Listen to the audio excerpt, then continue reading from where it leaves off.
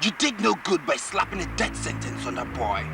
You refused to accept a 1 million naira bribe from us, and you went ahead and ordered for his hanging.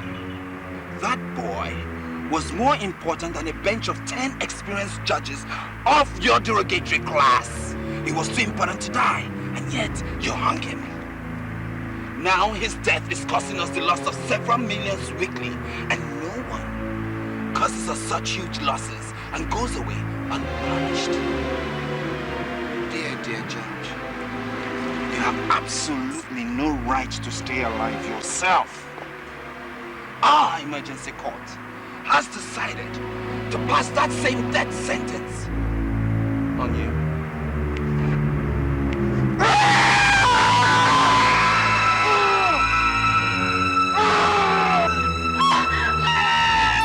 Shit! Get out! Get out of the bed! Get out! Get out!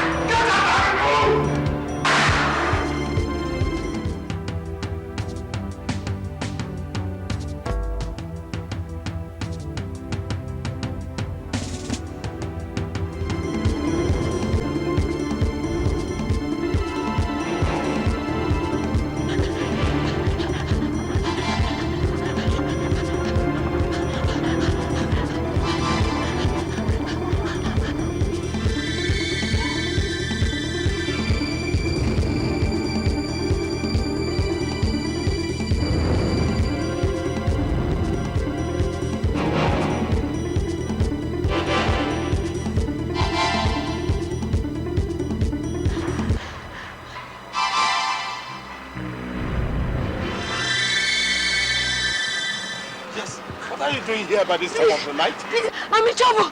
Some killers are after me. They have just killed him. Who will believe your story? I'm sure you're one of these midnight rockers hunting for men. Look at the way you dress. Just look at the way you dress. Please believe me, Inspector. I'm not a midnight rocker. They have just killed a man down the road. Now, where are those men you're talking about? See them! See them! They are coming! No, come on! Get inside! Come on, get it! Come on, get it!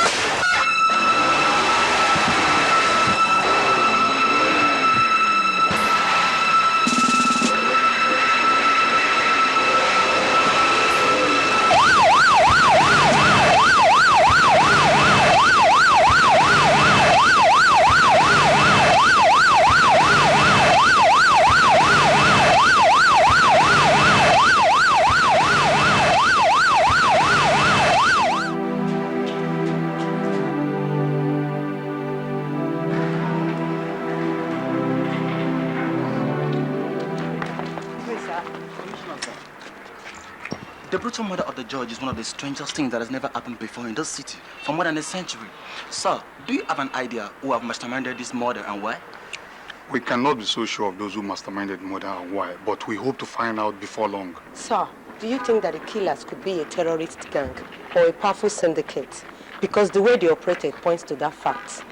We cannot be so sure of either of the two, but we suspect that the killers belong to a powerful outfit, considering the fact that the judge was fearlessly and savagely murdered in the public on the street, and the only eyewitness, the daughter of the Kenyan ambassador, was shot at amidst police security, who chased them off. And again, sir, how hopeful it is for the police about the arrest of the killers? We are very sure to track down the killers very soon, and when I say very soon, I mean fast. Yeah.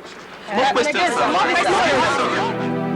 The murder of the serving judge is one of the most terrible crimes that has never happened in the history of this country. Justice J.P. Inga is one of the most reputable judges we have, and it's the duty of the police to track down the perpetrators of this crime in order to discourage further reoccurrence. And the power to arrest these criminals lies in you, the dutiful men of the police force. Commissioner, sir, what about the witness? Is she in any good position to be of any help to the police? Of course she is, because she was the only one that witnessed the killing. and could identify the face of the 5 men. Although she's presently in the hospital, but she'll be out probably in 5 days' time, according to the doctor's report. Sir, how come the police patrol team that went after the killers could not trace the car used by them? A suspected car, alleged to have been used by the murderers, was abandoned and burned to ashes 5 kilometers away from the scene of the murder. Sir, I don't understand what the ambassador's daughter was doing in a private residence other than Kenyan embassy, her official residence. And the diplomatic attaché to the embassy says the girl was holidaying with her old friend at a building near the scene of the accident. And that was the same time the father traveled to Nairobi for a 3-day visit. The ambassador has been informed about this incident and consequently decided to cut short his trip. He's expected back in the country tomorrow. Commissioner, sir, I should think there are bound to be serious diplomatic problems between our country and Kenyan government, considering that this girl was shot at amid tight police security team in a murder bid. What do you think about that, sir? We do not know for certain. There has not been any official report from the Kenya embassy. Perhaps when the ambassador comes, this particular issue will be ascertained. And I tell you, this matter alone is enough to hamper or even destroy the diplomatic ties between Nigeria and Kenya. That's why I'm advising you people to act fast in order to redeem the image of this country and that of the police force.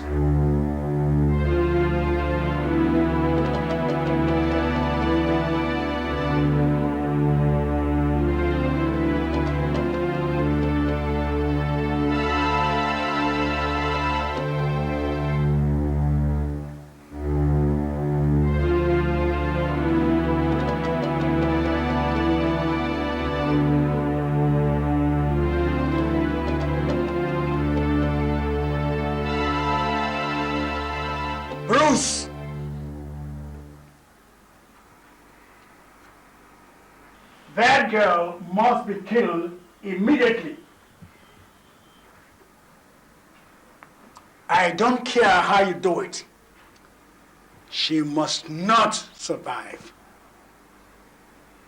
That girl is a loose end. Somehow she must die. She has seen and known too much, and she deserves no life like the judge.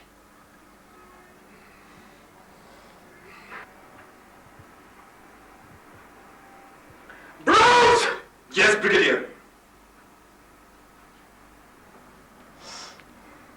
You find out the whereabouts of that girl and wipe her out. She must be in one of those hospitals somewhere around the city. Get her and wipe her out. She must not see the sunrise tomorrow. This is your mission. You understand? Yes, Brigadier. You understand? Yes, Brigadier, sir. Good.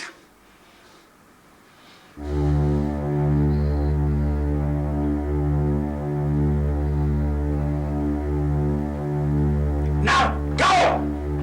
Out!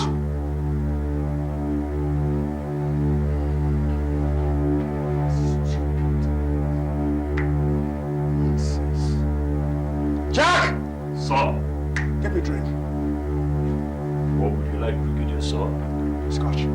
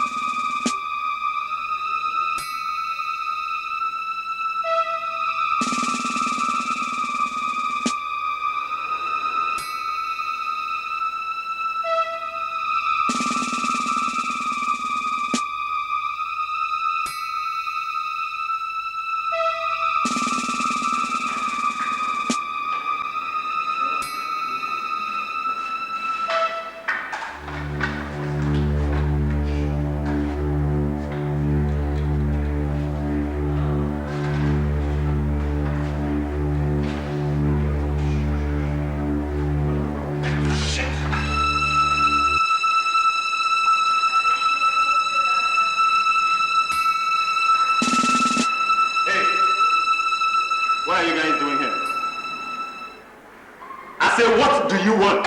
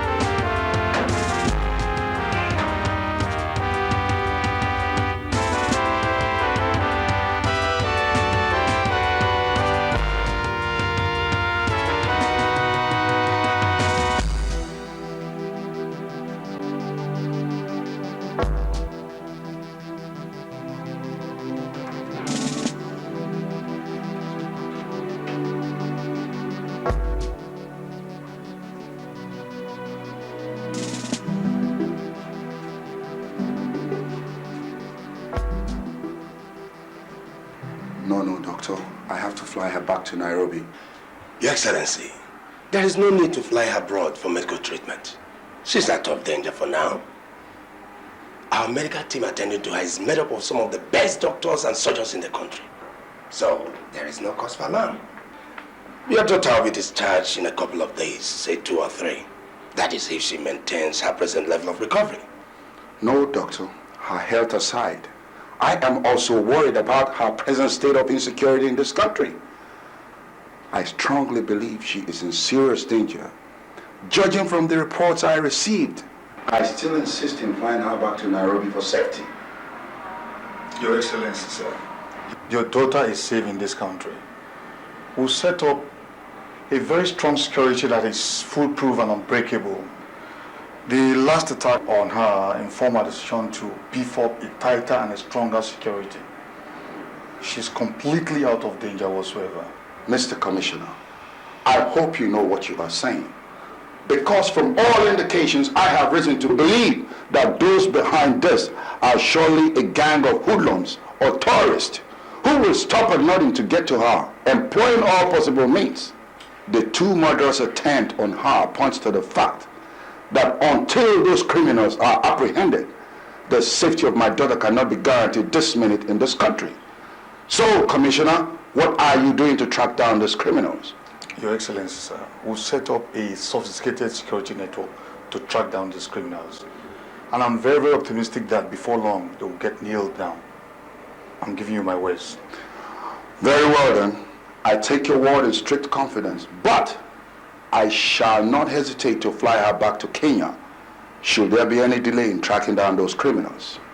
Thank you for being considerate, Your Excellency. Yes, thank you, Mr. Commissioner. Thank you. Good day, Doctor. Thank you, Your Excellency. Thank you.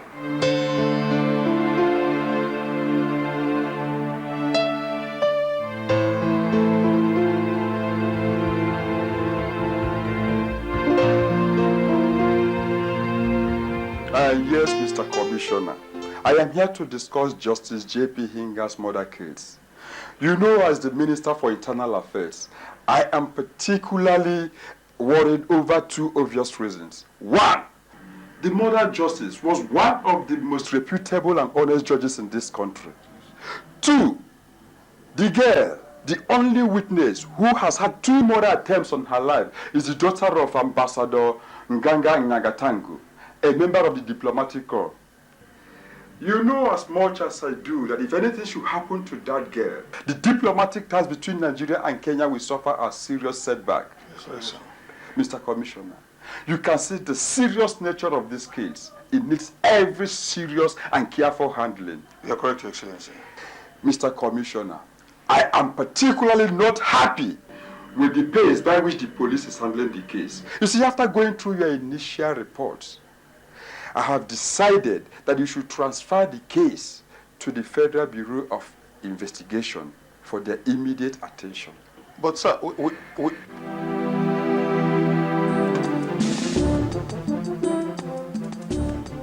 your show, you can discharge her in the next 2 days. That's right. But she will need a medical attendant to attend to at home. Say a couple of days. Okay. We're going to move her to an unknown destination for security reasons.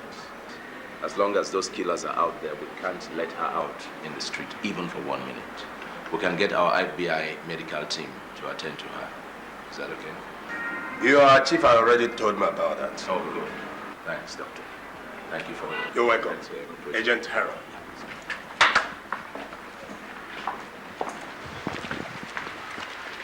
All right, guys, listen. This is a national assignment. Nobody coming into this hospital without proper scrutiny. And I repeat, nobody, not even an ant. Do you understand me? Yes, sir. Good. I need not tell you that nobody should get in there at the ambassador's daughter. You know what that means. Are we good to go? Yes, sir. Good. Let's go.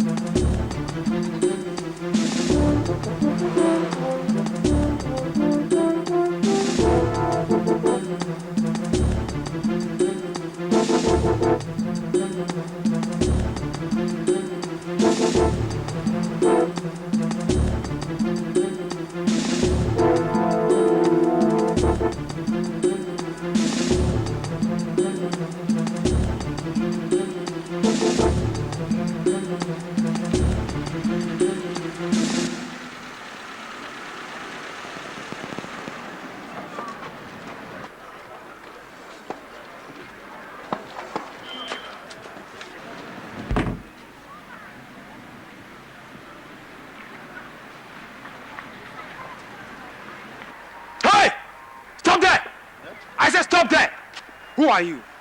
I said, who are you?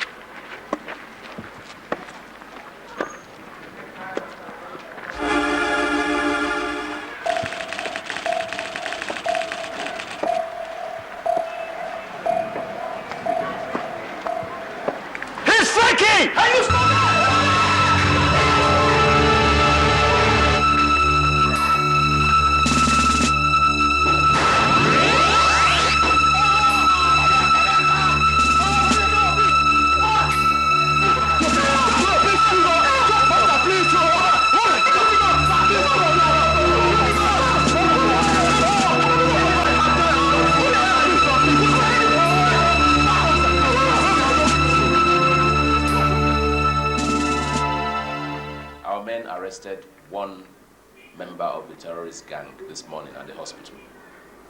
He was obviously making an attempt to murder the girl.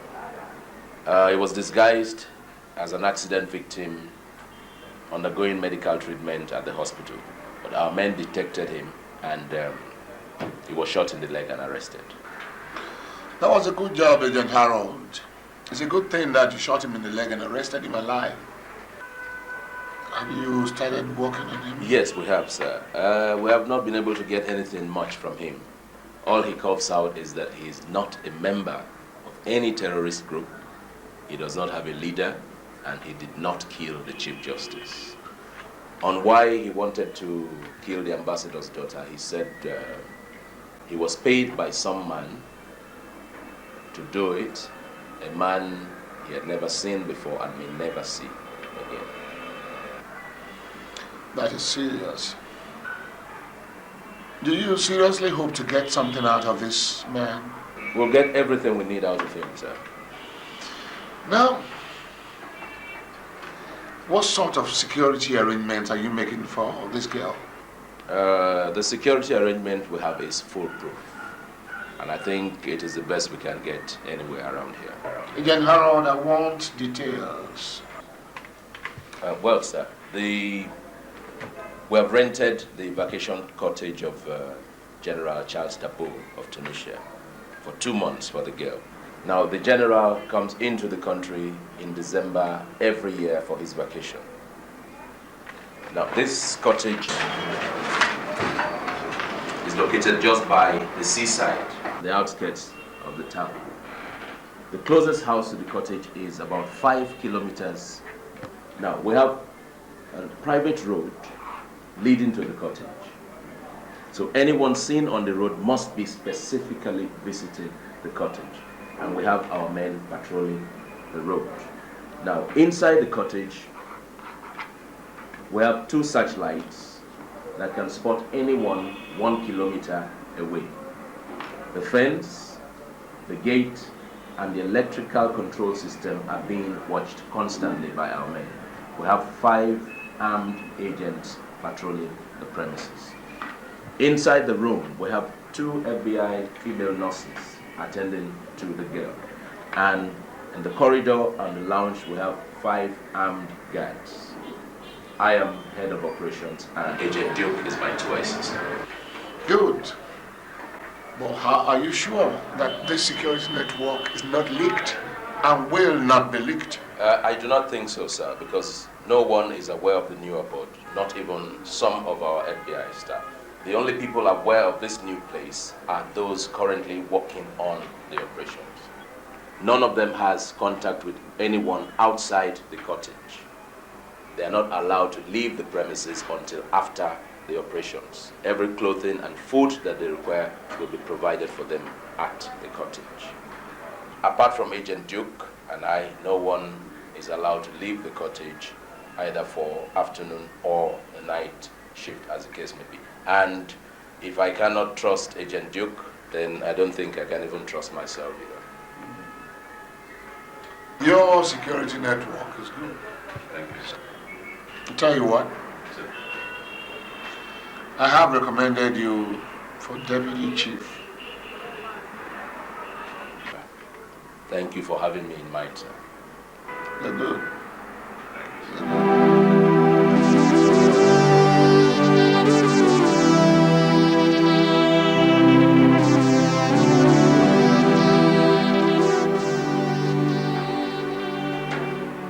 Now you bitch! Can you tell me who sent you to kill the ambassador's daughter? Who is behind you? I don't know. Nobody is behind me, officer. Nobody. You don't know? You don't want to talk? Nobody is behind me, officer. Nobody is there. Give him full dose.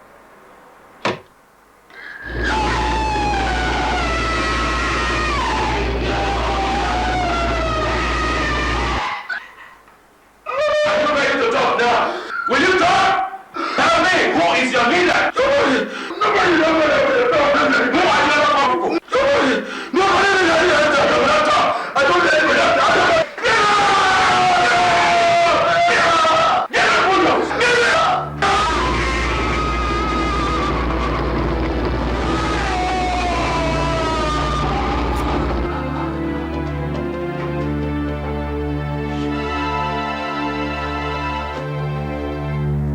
We'll come back for him later.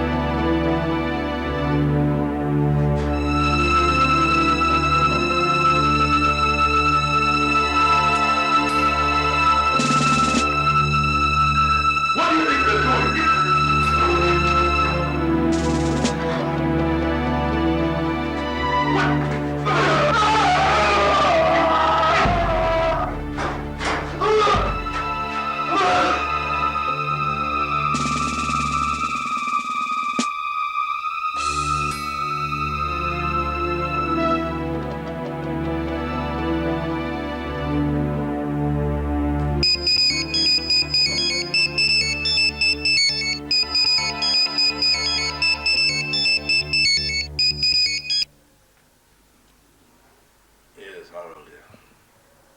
Huh? What? When? Christ. Okay, just hold on a moment. I'll be there. Huh?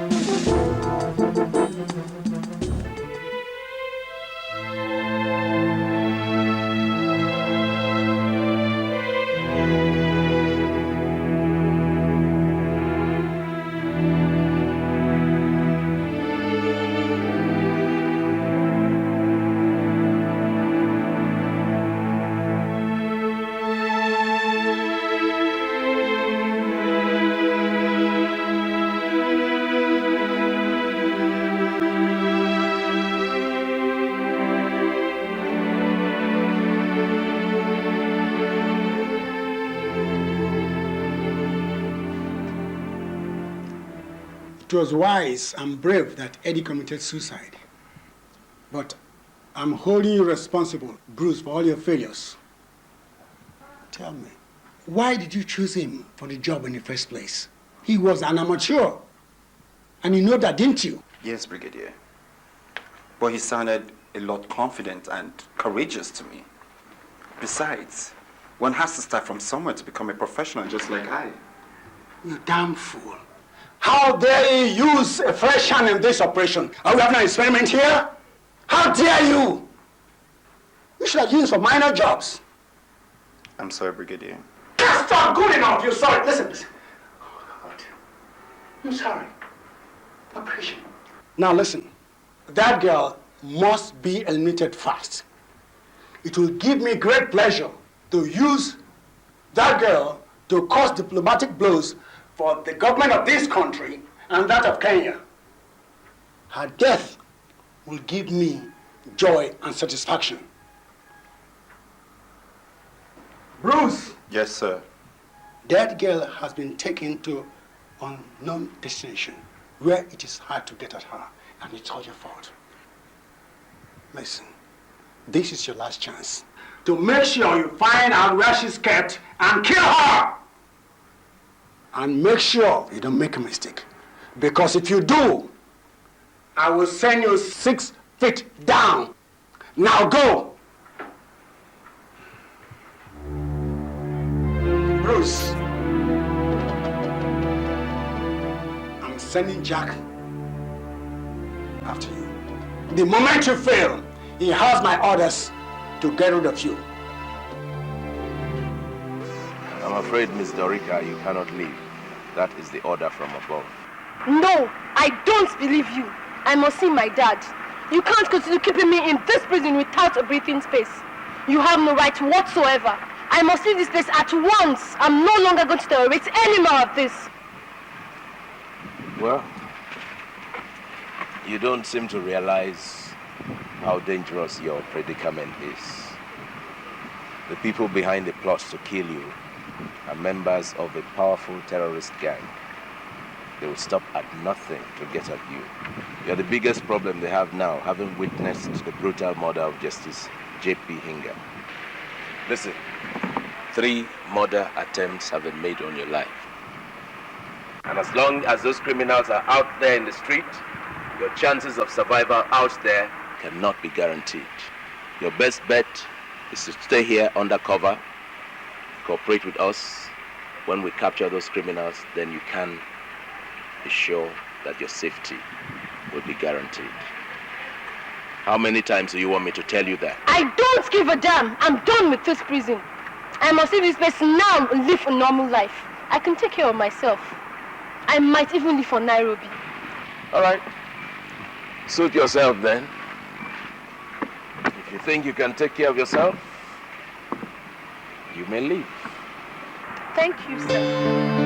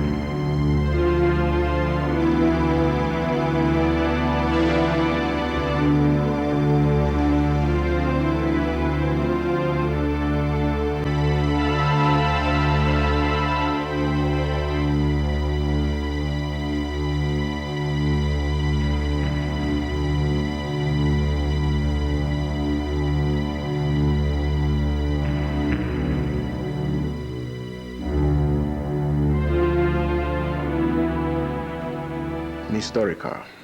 We are really sorry for all the inconveniences. And if that is what you want, then we'll arrange it this way. Once every evening, either me or Agent Duke or any of us on duty shall follow you around the garden in the courtyard on a stroll. I think that'll be okay. Let's go. You know, sometimes it's good to have the spare time to go out with the family, especially when I have time. Yes, you know you're always very, very busy. Yeah. When you have time staying. Gift, I think it's how time will make your hair. Your hair's getting rough. Yes, Mommy. Gift. Yes, Daddy. Come to Daddy. That's my girl. You okay? Yes. Darling, why don't you go up fast and change and make dinner? I'm sure Gift here is hungry as well. I'm hungry too. Okay, Gift, let's go upstairs and change. I'll prepare something for you. I'll be back in a moment. Yes.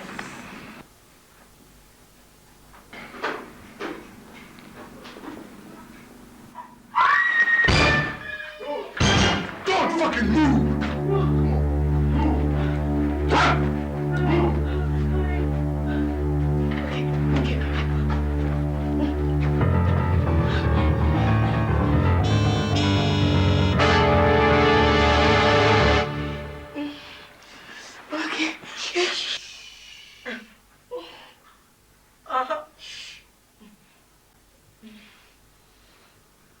Relax, Agent Duke. We won't hurt you or your family, unless, of course, you want us to do so. Who are you? What do you want? Forget my identity. It is not important. You have a very beautiful wife.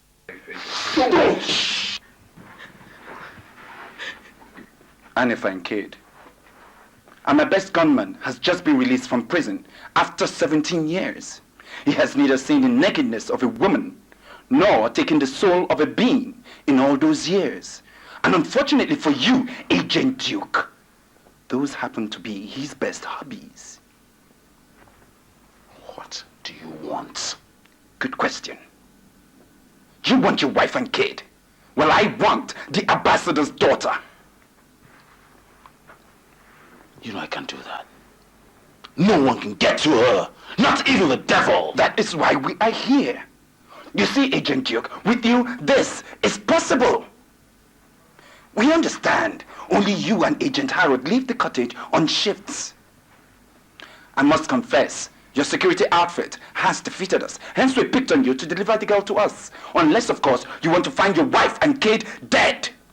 I don't care how you do it. But somehow, you have to sneak the girl out on your night shift tomorrow. Or lose your family. That's impossible. I don't care! And I can teach you how to do it. For crying out loud, Agent Duke, this is your job! Now, by 11 p.m. tomorrow night, I want you to bring the girl to the abandoned, uncompleted story building of the Bush Hotel in the West End. Now listen. I want you to gag her mouth, tie her hands and her legs, and dump her at the ground floor, even if you see no one. Then just leave. Exactly 1 hour after that, your wife and your kid will be released to you. Pay attention. I advise you, in your best interest, to cooperate fully with us and adhere strictly to instructions. Because you see, I have neither patience nor mercy.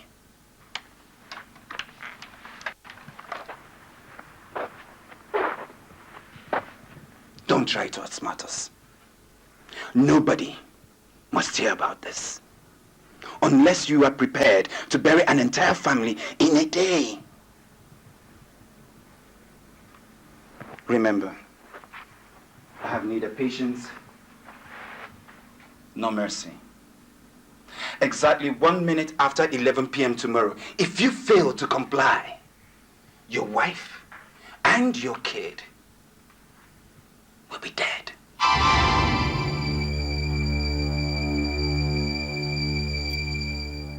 And such a beautiful wife. And such a waste too, if you, Agent Duke, fail to turn up tomorrow night. Now, lie on the floor! I said, get on the floor! I hate for beating myself, damn it! Go down! Now! That's a good boy.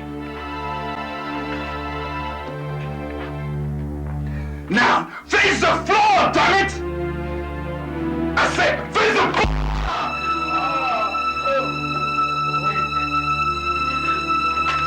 Now, get them out of here. Bundle them out to the car. Now! Move! Stand up! Honey! Move! I said move! Move! Move!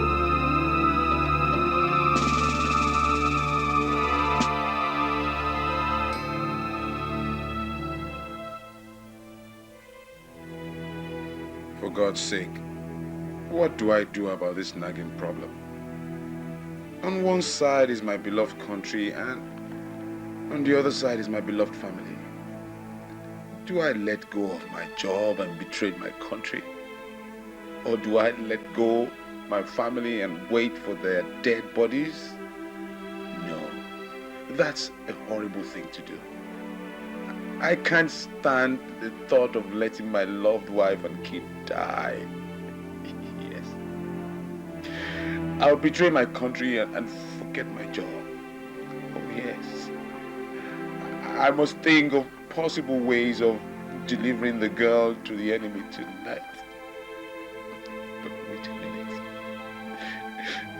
What if I deliver the girl and they double-cross me by killing my family? I doubt that angle, because I believe they have nothing against me but only the girl. Yes. This seems the only alternative, even though it's bad. Neither of the two alternatives is good, but I go for my family first. All other things come second. Oh yes, tonight. The night I am going to sell out my beloved country for the sake of my family. Bad news. Bad news for Nigeria. Bad news for Ambassador. Gengan Yagatamko.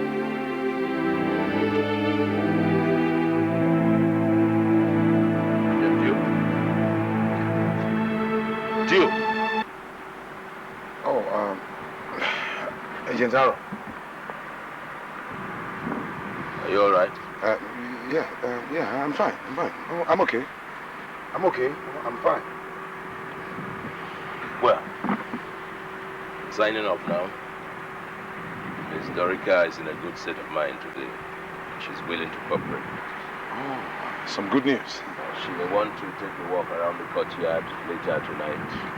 Ensure that you follow her closely. Sure you're okay, Jim? Oh, yes, I'm fine. You look like you have all the problems in the world on your head. You have something in mind? Oh, not at all. I'm fine. I'm all right. I'm fine. Well, if you say so, yes. I'll see you in the morning then. Good night.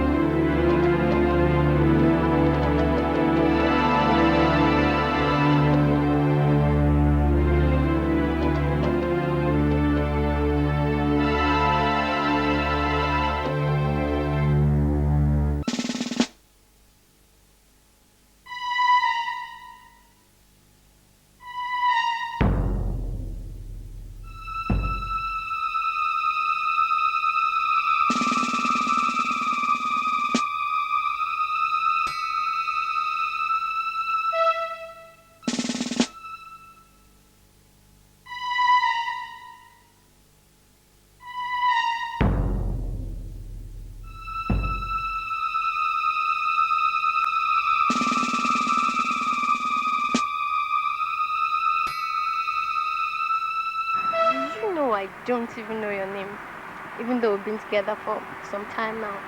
I only know the other guy's name, Harold. What's your name? I'm Duke.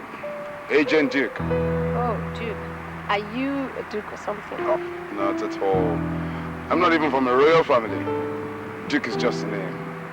I see. Well, I'm Dorica. Miss Dorica Nyangatango. I already know your name. That's great.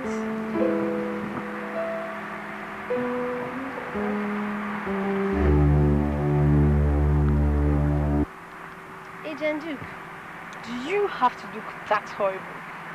You look as if you're going to kill someone in a moment. Not at all.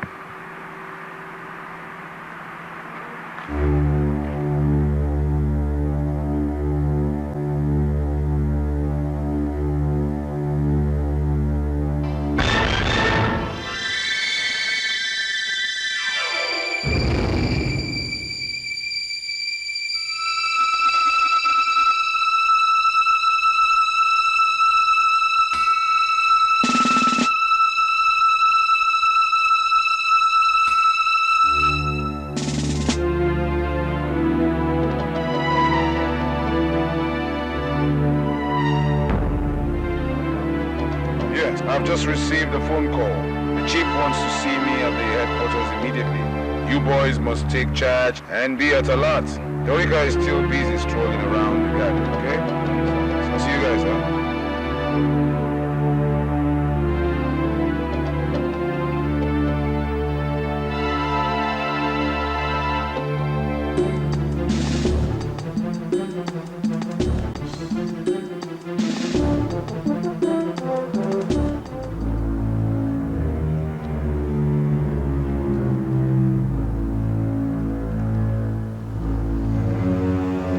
Of your life. Inner light.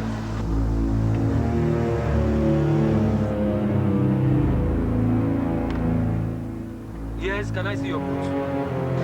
I'm Agent Duke of the FBI. Okay. Carry on, sir.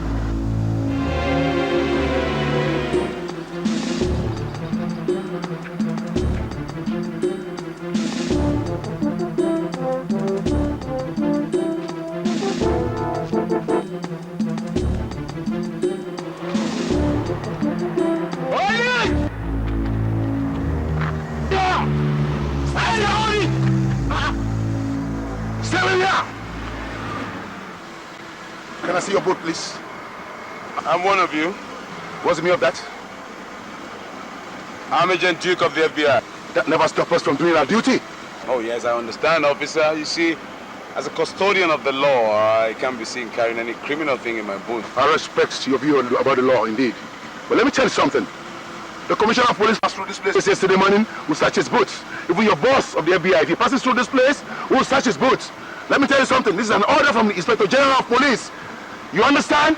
Don't let us use force on you. Yeah. That end you're going there is known to be a playground for armed robbers, gangsterism, drug traffickers, thieves, murderers, prostitution. Don't let me use force on you. I want to see your boots now. I understand, okay? I mean, look, I lost my keys. I mean, you could have told me this all we've been talking about.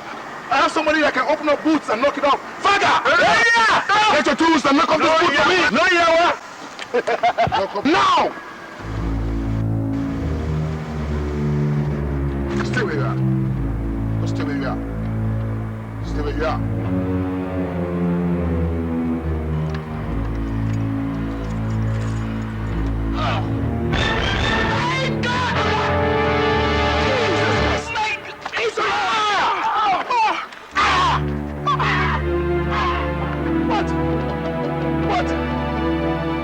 Shall I? Jeez. Take him to the vehicle. Come on, take him to the vehicle.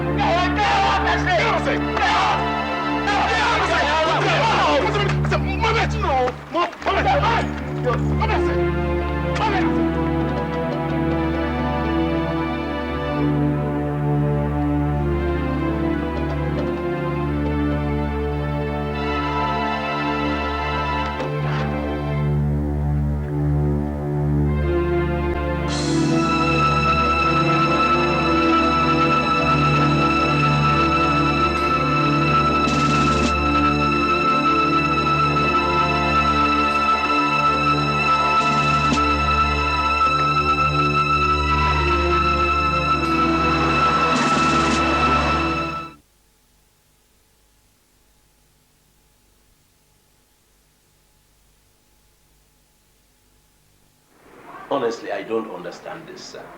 This is very foolish of Agent Duke. He should have told me when his wife and his kid were kidnapped. Surely he must have been warned, as usual, that his family would be wiped out if he did that. But what has he to gain from all this now? What? His wife and his kid have been shot and thrown at his doorstep. He's lost everything. He's lost his family. He's lost his job.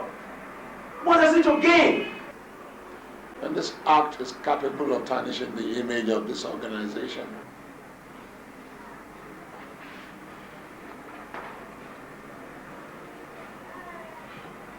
I wonder what the ambassador will do as soon as he hears this one.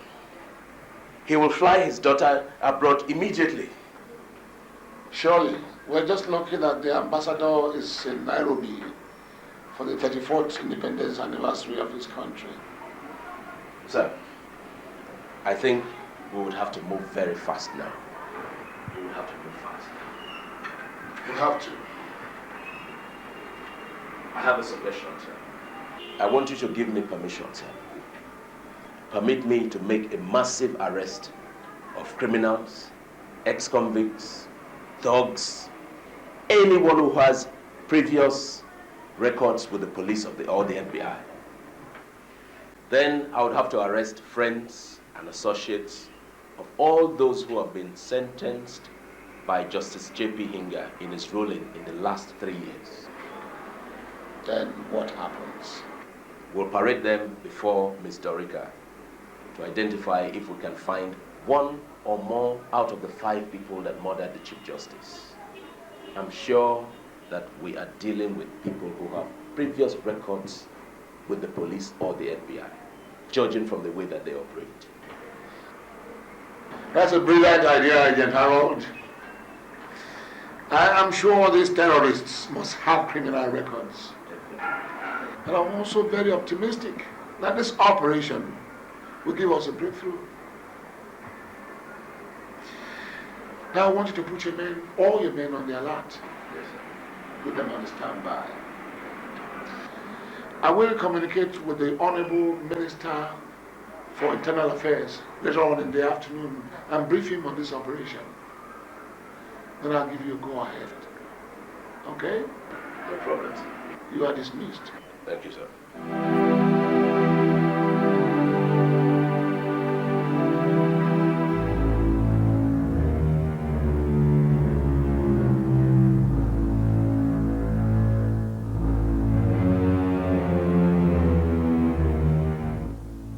Everything okay? No trouble at all, sir.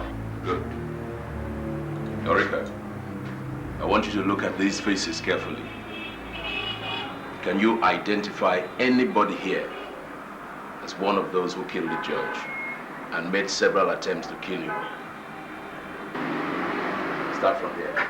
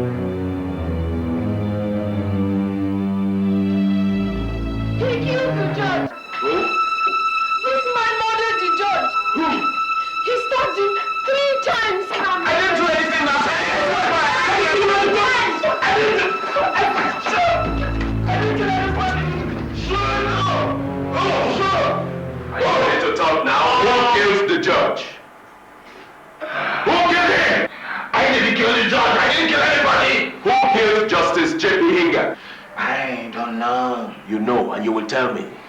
Tell me.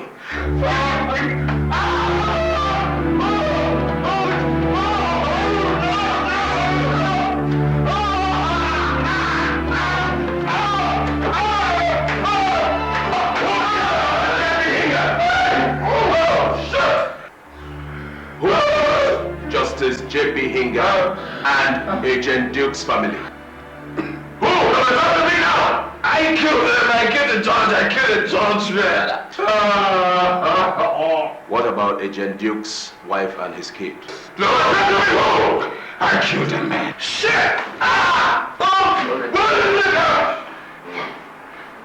Now tell me, who is your leader? Who sent you to kill the judge?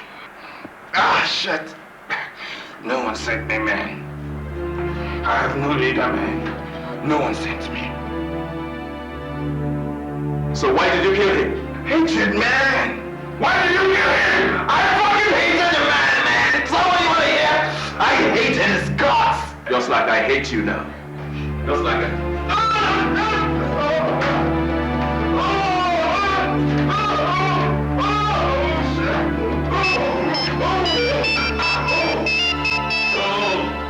Oh, shit. Oh, shit.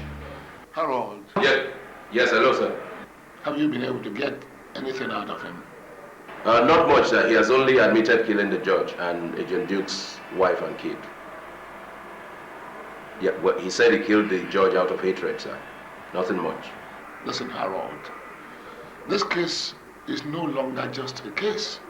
The president is worried about the state of insecurity of this nation. And the Honorable Minister for Internal Affairs has been giving me sleepless nights. Listen, Harold, I'm bound to lose my job if I fail on this assignment. Now, I want you to do everything humanly possible to make that guy talk. Yeah. Make him talk. Compel that guy to vomit information. That's right. But make sure he does not die. Yes, sir. Okay? All right, sir. Listen. Now listen, my friend. I want information from you and I'm going to get all of it. Yeah. Do you hear me? You will tell me who is the leader of your gang. Jesus Christ, man. No other person but Big Jay-Z, man. I think you want to die. Yeah. Let's see how Jesus Christ saves you. Dikeh, love this today. What are you doing? What are you doing? You will give me all I want to know. Man, don't talk with You will tell me all I want to know. Go down the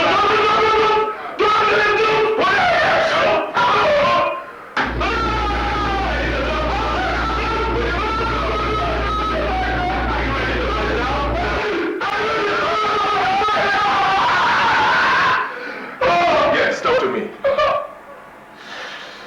Who is the leader of your gang?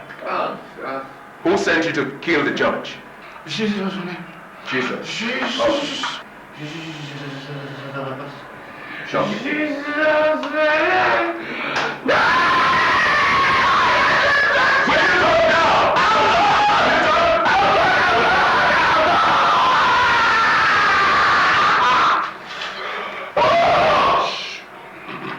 Who is the leader of your gang? Who is the leader of your gang? His name is... His name is what? His name is retired Brigadier. Huh? Brigadier who? John Castro. He is the don of our terrorist gang. It was he who sent us to kill the judge. John Castro. Now tell me, why did he send you to kill the judge?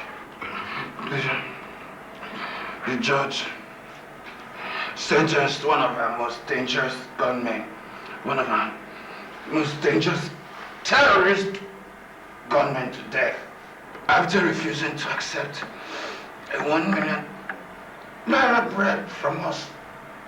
That man was the costliest and deadliest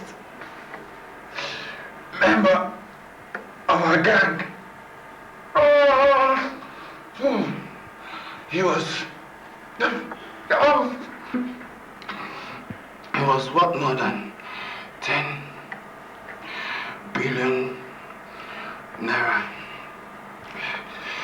in criminal talents.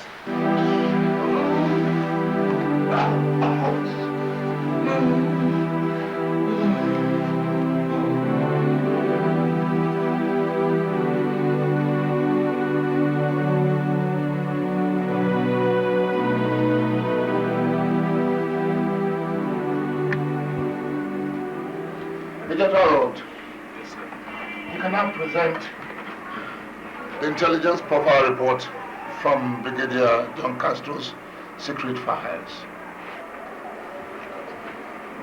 Born in 1938, Brigadier John Castro completed his Defense Academy course in 1957. He was commissioned into the Army in the same year as a second lieutenant.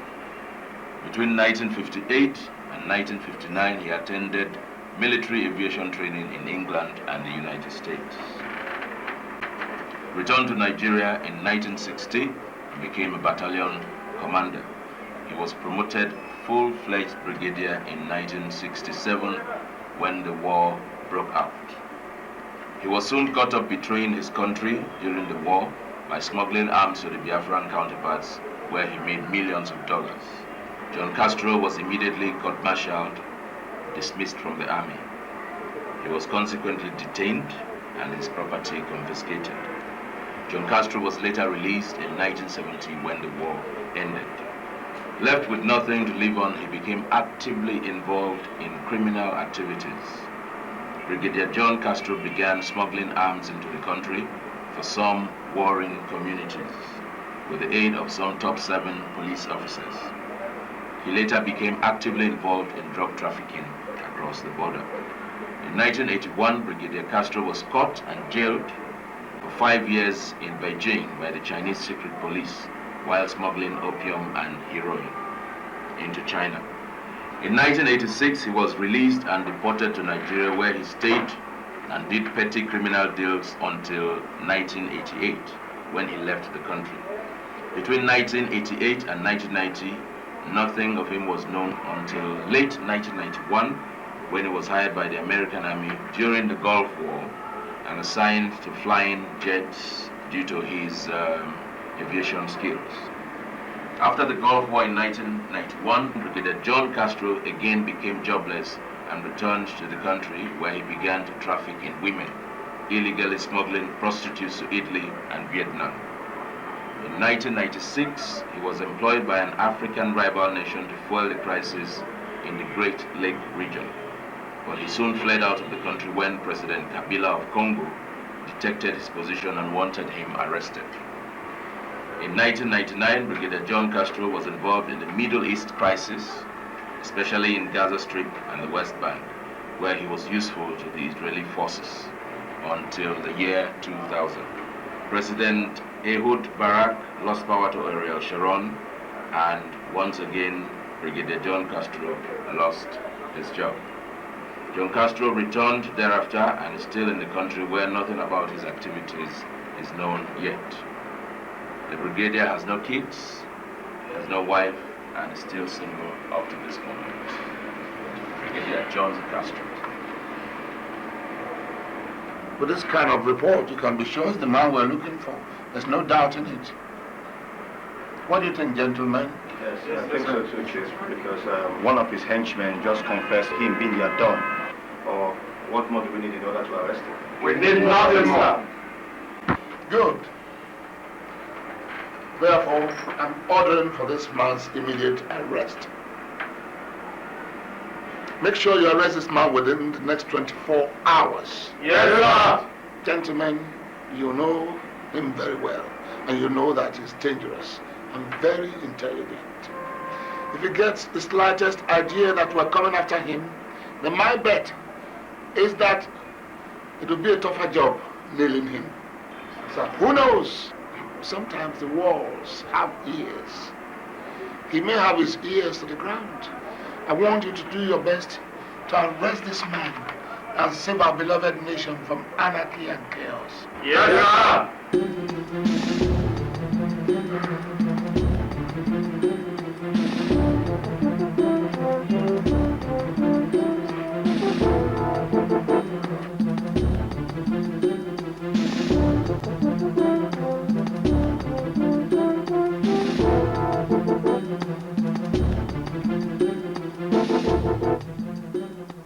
Is everything okay?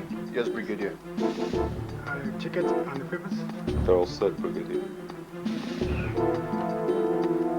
All right, let's go.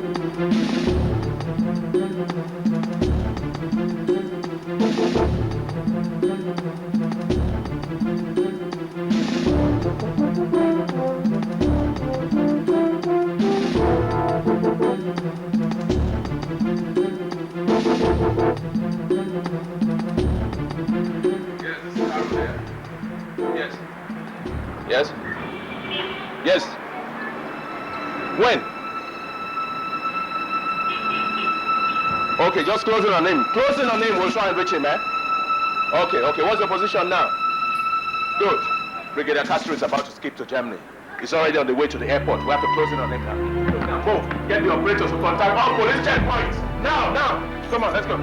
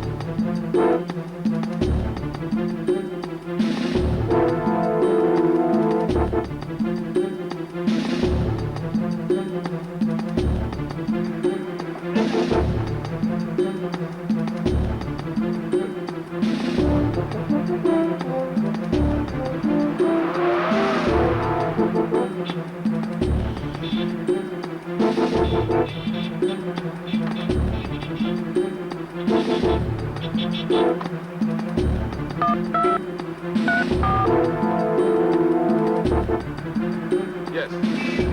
Is that the control tower? Yes, control tower. Yes, this is Agent Arrow from FBI. From the FBI. I want you to put a hold on the flight, the Royal Dutch Airline flight. I want you to... I am sorry, sir. We have not received any previous authentic instructions to delay or cancel the Royal Dutch flight, which is already far behind schedule for Berlin. Shut up and listen. I want you to delay the flight. There's a wanted person on board that flight. I want it delayed or stopped immediately. I am sorry, sir. I am so sorry. Your request cannot be granted. Thank you.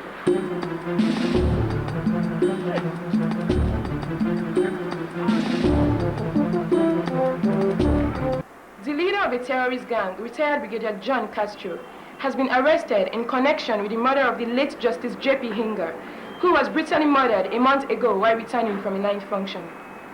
Brigadier Castro was arrested yesterday by the men of the FBI at the Murtala Mohammed International Airport while trying to flee the country for Germany. His arrest has since eased tension in the country. Brigadier Castro will be charged to court on Monday alongside Bruce, his best gunman, who earlier confessed to stabbing the judge and also Agent Duke's wife and kid 4 days ago. Meanwhile, Ms. Dorika Yangatango, the daughter of Ambassador Ngenga Yangatango, the Kenyan ambassador to Nigeria, is expected to be a star witness in the murder case.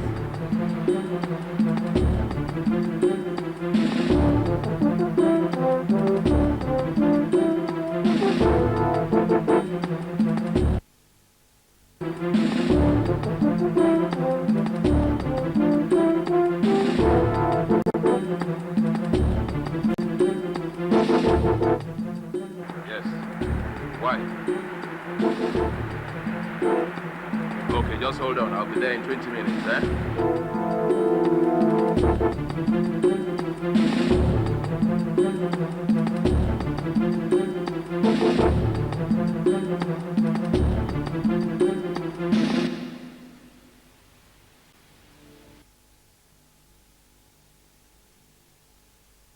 Morning, sir. Morning, Agent Harold. How are you? Fine, sir. I just got a call from Miss Dorica. She wants to see me urgently. She's in a bad state of mind. But you were supposed to be going to the court along with those criminal suspects. Yes, we have arranged all that, sir. Agent Dikeh will lead the escort team to the court. I'll join them up 1 hour later. Agent Harold, if you think it is not absolutely important to see that girl first, then go to court. You see her much later when you finish with the courts. I think it's very important, sir. The girl is a rather very erratic person. She may not be willing to give evidence in court. All she talks about is going to Nairobi. Okay, you have a point there. All right. Get into action. Will do, sir.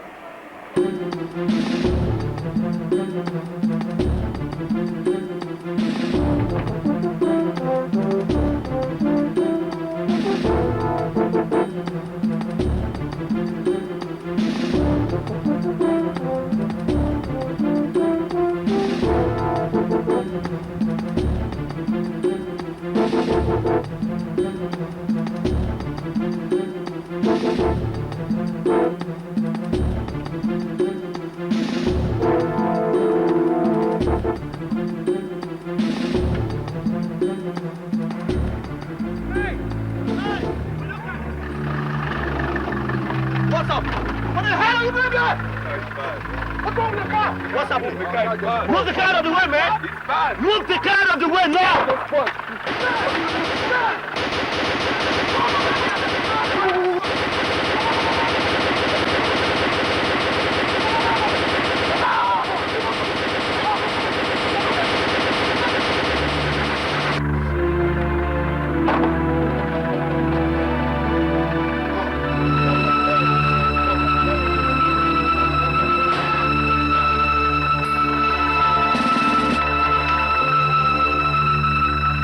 Bruce, I don't need you again.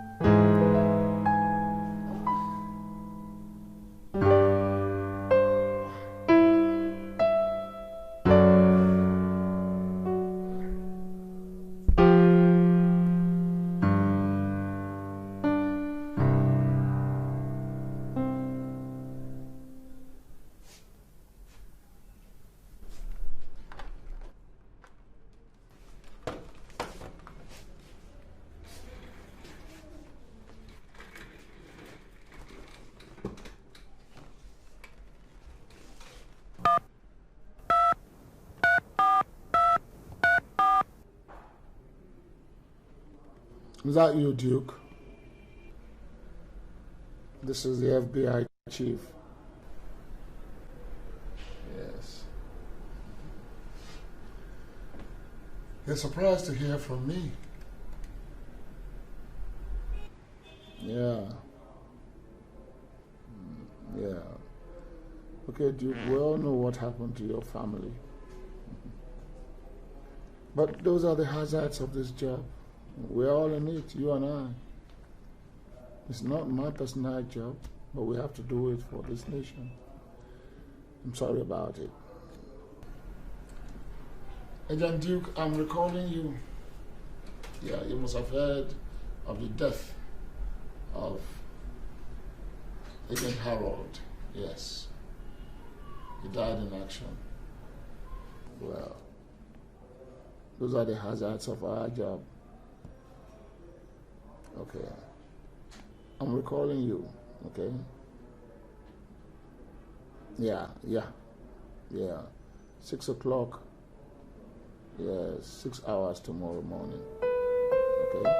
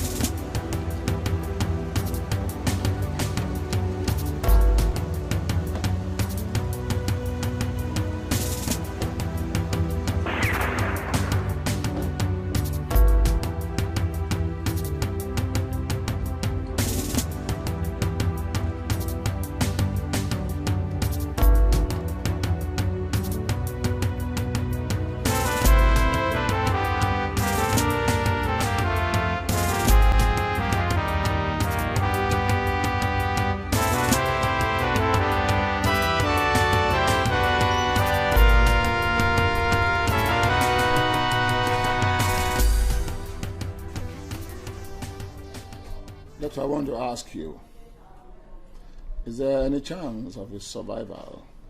Chief, I'm afraid the Brigadier has little or no chance. Even if he does, he will be a mere vegetable. And even then, will not last more than 3 months.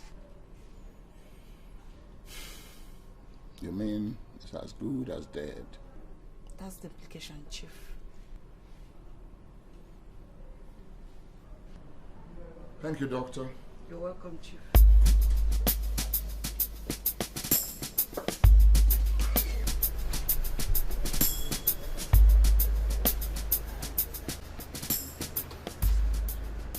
Duke. Yes, Chief? About this guy, Bruce, have you been able to dig out anything on him?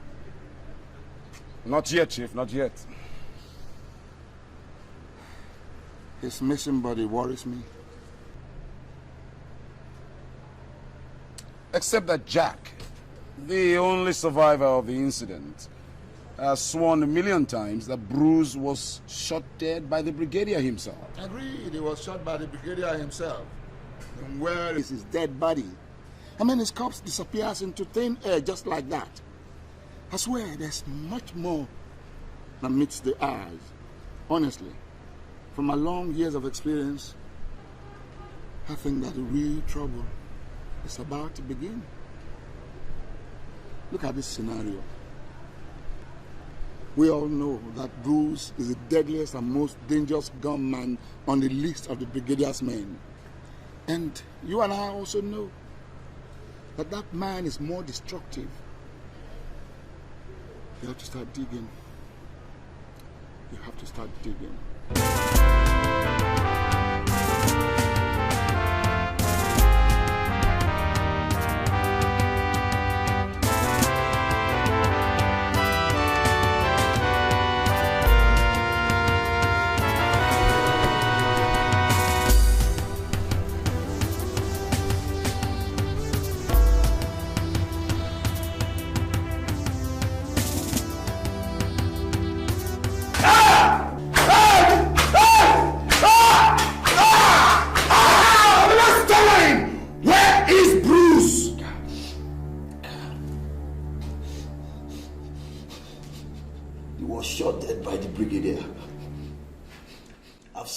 100 times.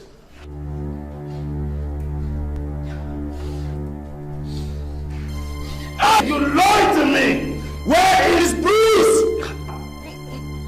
Where is Bruce?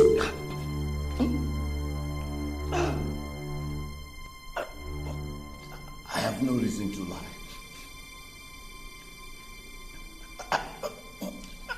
I wonder why you don't want to believe me.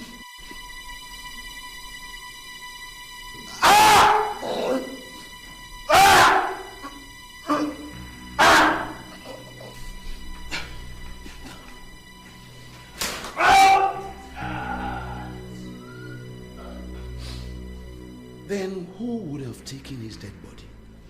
And why would someone be interested in the corpse of a terrorist gunman?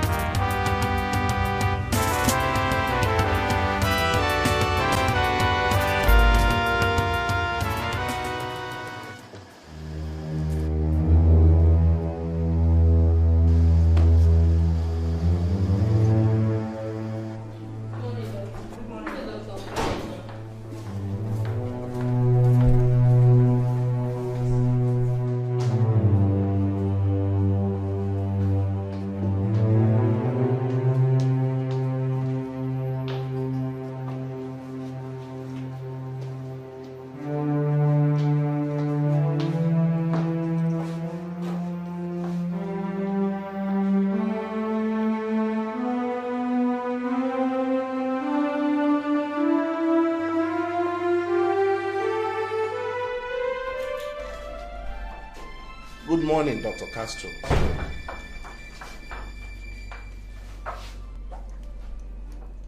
How is my patient doing? Oh, he'll be fine. Dr. Raymond, you just called me and told me that my patient has regained consciousness. True or false? True, Dr. Castro. But surprisingly, he slipped back into unconsciousness shortly before you came in here. But I'm strongly convinced he will awaken soon and be fine. How many hours are we talking about here? Well, you know this is a comatose situation, and you can't exactly put a time frame to it. But let's say 48 to 96 hours. I can't take that. I want him to be awake earlier than maybe 24 hours. I'm running out of patience. That may be impossible, Dr. Castro. You are a medical doctor and you know these things. The bullet has caused a severe damage to his brain. You're the best neurosurgeon in the whole continent of Africa, and I paid you $25,000 for this little job. I do expect a miracle with Dr. Raymond. And doctors don't work miracles, Dr. Castro. Dr. Raymond, you're not going to leave this hospital alive if you don't do as I say. And don't you dare allow him to die unless you're prepared to go along with him.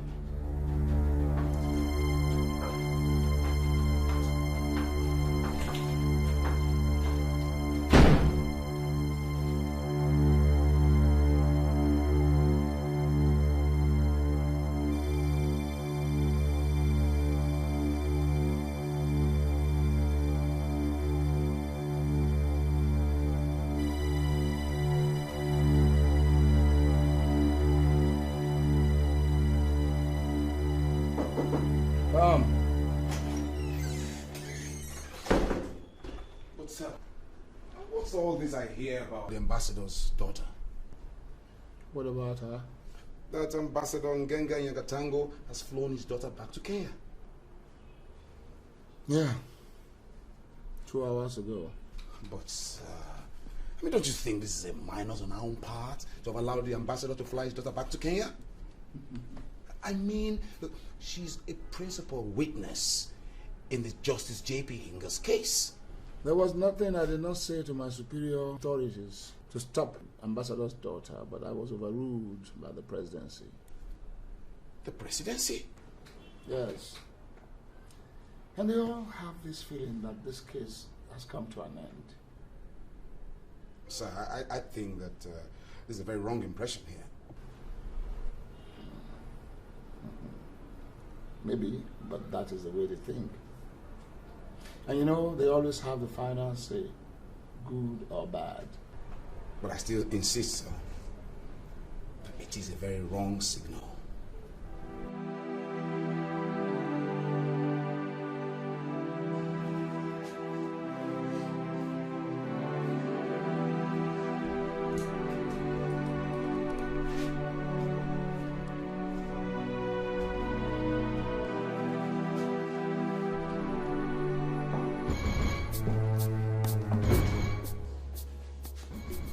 Dr. Castro. How is he doing? He will be fine in the next 1 hour or two when he regains full consciousness. I said it. I said it, Dr. Castro. I said it. Oh, God. You're just too slow for my liking, Dr. Raymond. And I don't want any loose end. You're too dangerous to stay alive.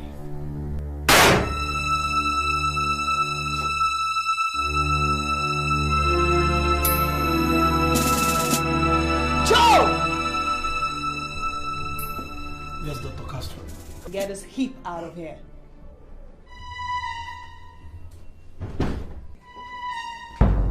Now!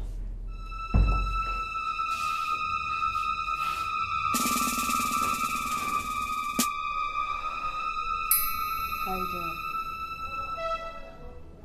You're going to be alright. Bruce? Bruce? Bruce?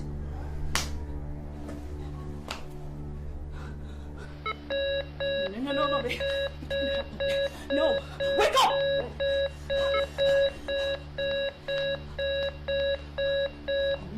I need you alive!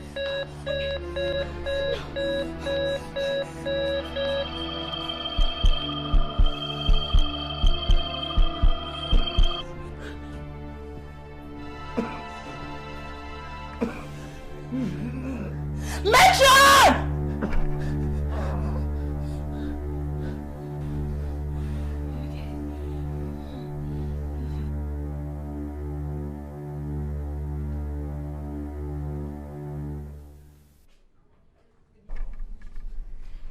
Good morning, Mr. Bruce.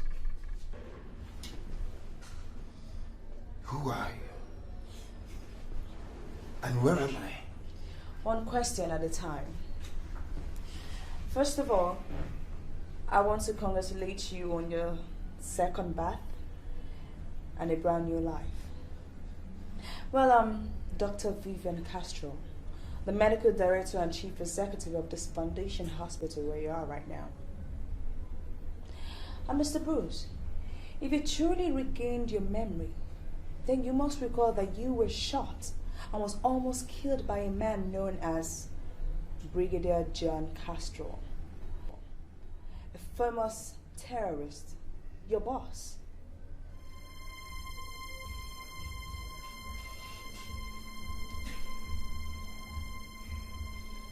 Yes.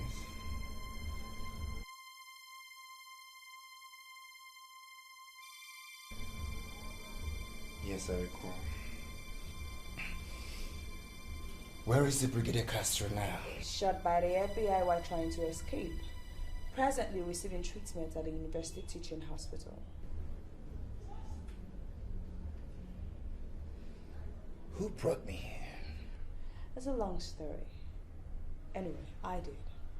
I brought you here. Why? Because you're the only one that's gonna lead me to him. And besides, you needed to be saved since you did not die instantly by the bullet. Tell me something. Why are you so keen on the Brigadier? Well,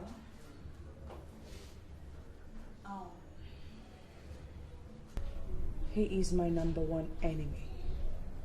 And I swore that he is going to die by my hand. Or else, I am not going back to my country, Congo.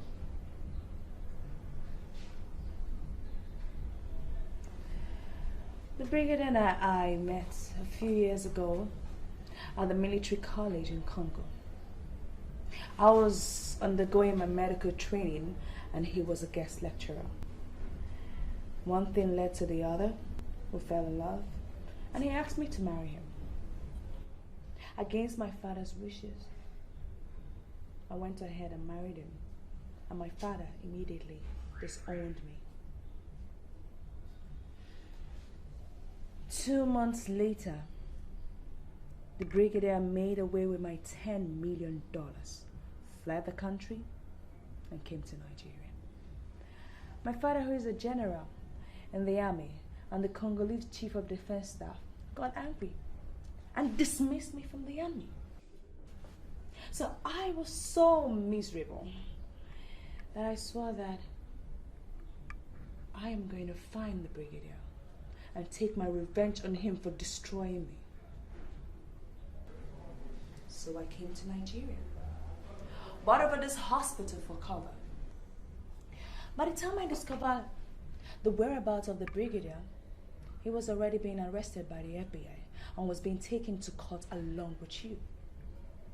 Me and my men immediately went after him and laid ambush. But before they could get to where we laid ambush, the Brigadier's men attacked and led him away shortly before the FBI helicopter arrived. Not too far from the scene, we heard gunshots, and with the aid of binoculars, we saw the Brigadier shoot you. Defeated, we started heading back.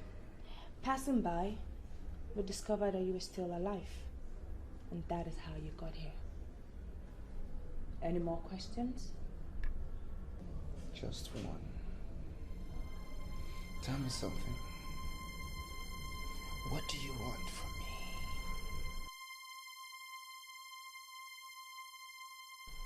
Dr. Castro.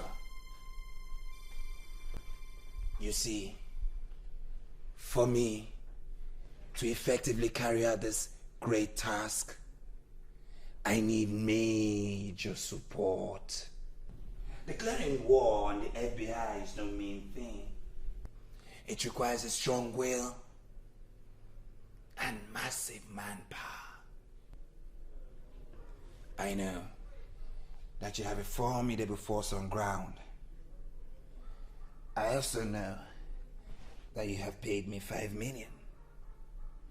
Many have been known to kill for far less. But I need one more thing. One major human support. A Superman.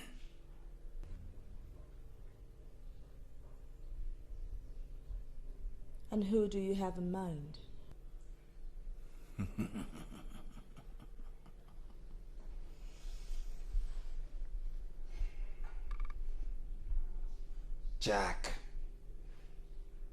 Jack Bragg, Castro's henchman. If he's still alive, and we can get to him, maybe, just maybe we might be able to buy him over.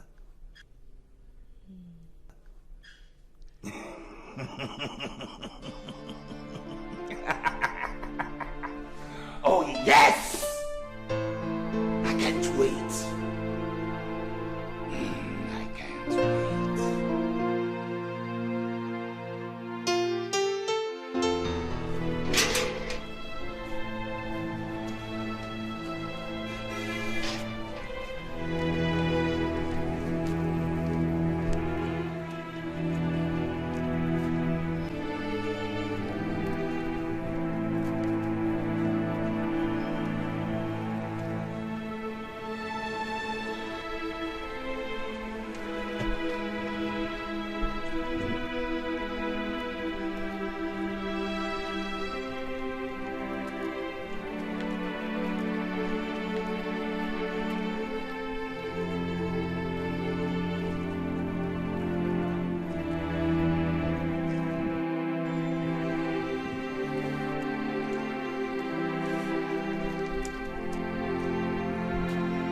Where is the cell?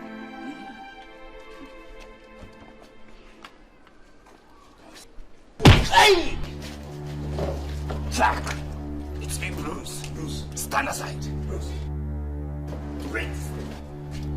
Shoot! Let's go! Give him! You are against all Israel!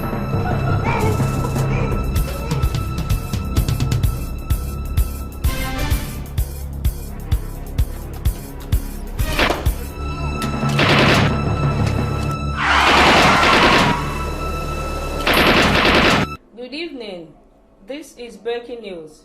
Unknown gunmen this morning attacked the FBI headquarters and whisked away Jack, a notorious gunman and member Brigadier John Castro terrorist group. The gunmen, who disguised as Catholic missionaries, made up of 4 men and 2 ladies, stormed the FBI building at about 9:30 a.m. and were welcomed by the Deputy Chief of FBI, who immediately began to lead them to the detainees, where they were to celebrate Mass with them.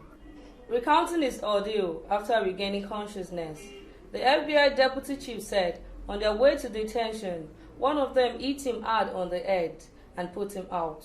It is not clear who might have masterminded the attack and why, but an FBI spokesman, Agent Duke, said the gunmen are likely to be close allies and associates of Brigadier John Castro, who is now an Uman vegetable. Meanwhile, the FBI chief, who is on a trip to Japan, will be flying back this evening. Chidinma Bello, TFP News.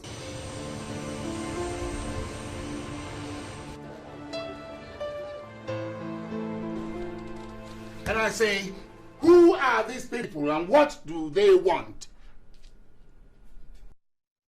Sir, in my opinion, I see these people as a terrorist group, just like that of Brigadier John Castro's terrorist gang, sir.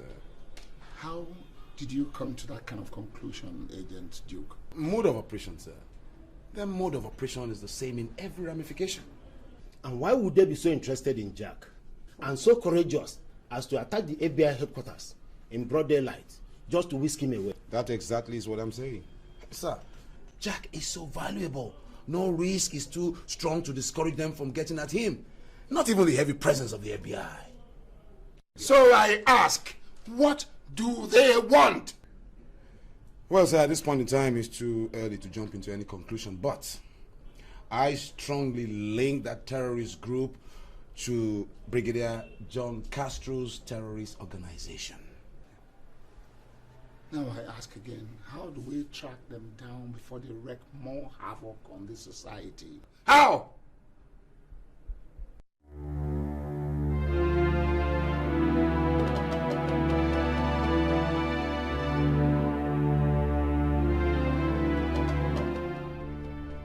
No, I cannot do that.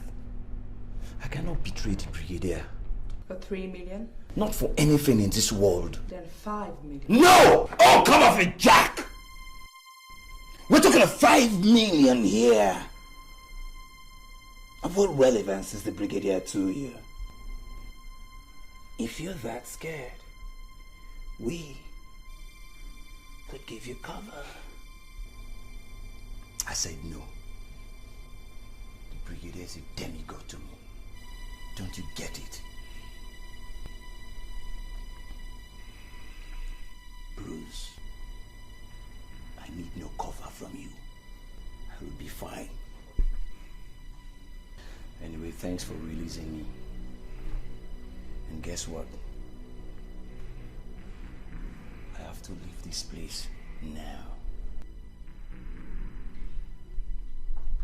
Think twice, Jack. Oh, let him go. We don't need him anymore. Run along, Jack. But don't say I didn't warn you. You're going down.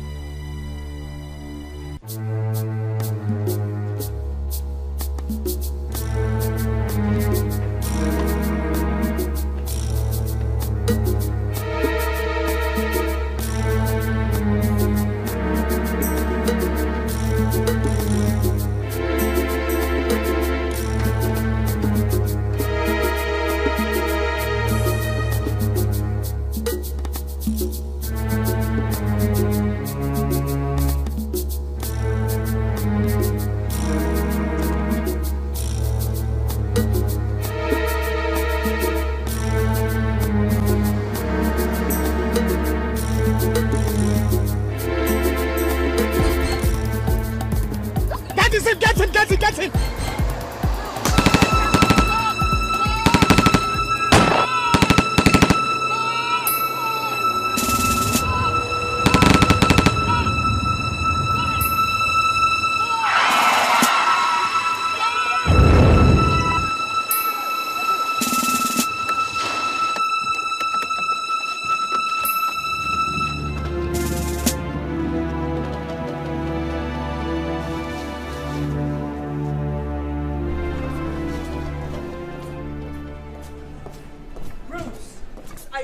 Brigadier dead now.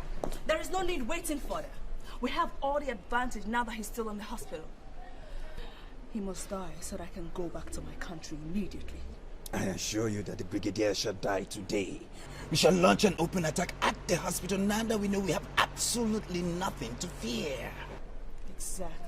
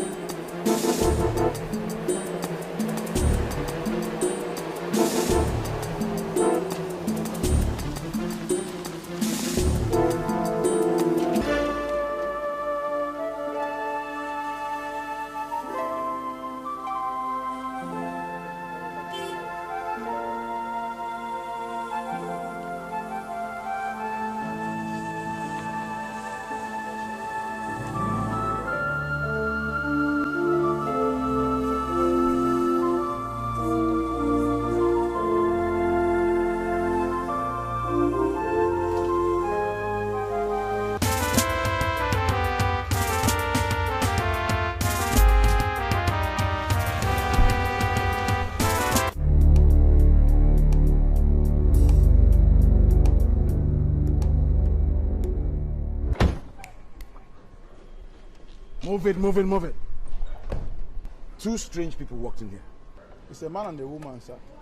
Have you noticed such strange figures before? No, sir. Now, come on. Come on.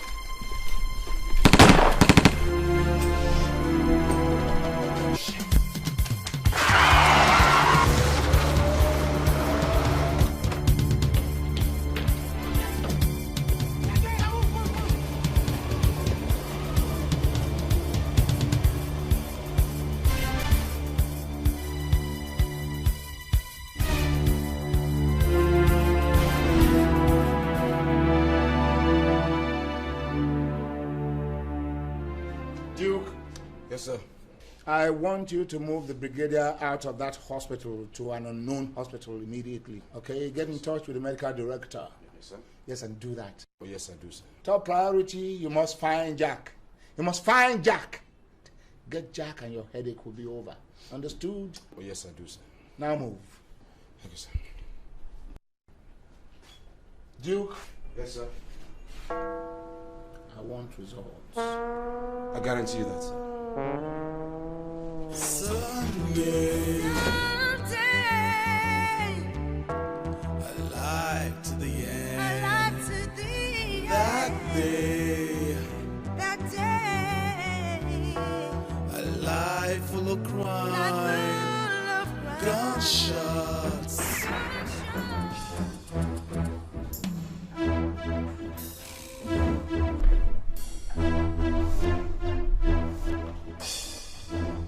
You all have to brace up for tougher challenges ahead.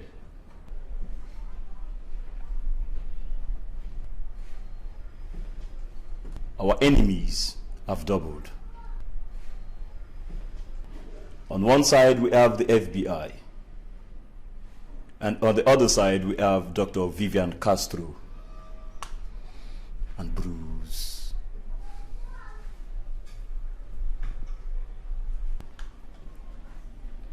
We have to do everything humanly possible to free the Brigadier and protect him from the hands of these enemies. Is that clear? Yes, sir! Good. Now, first thing first, we have to free the Brigadier from the hands of the FBI immediately, before our second enemy launch a second attack on him.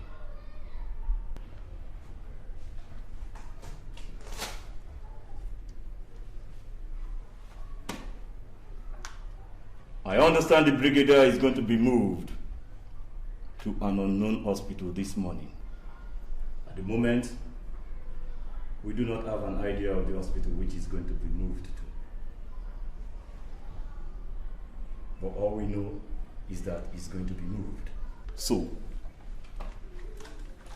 our best bet is the highway. Is that clear? Yes, sir! Now move it! Move it!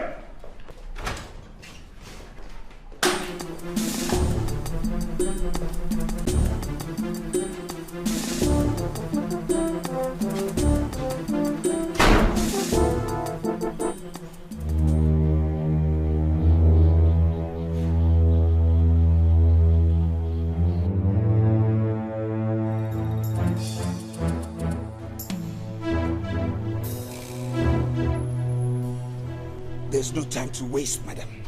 We shall kill the Brigadier on the way today. Joe, let's roll. Out of my way! Roll with me!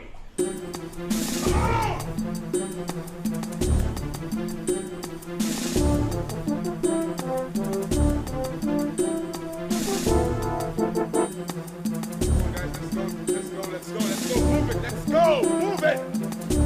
Let's go!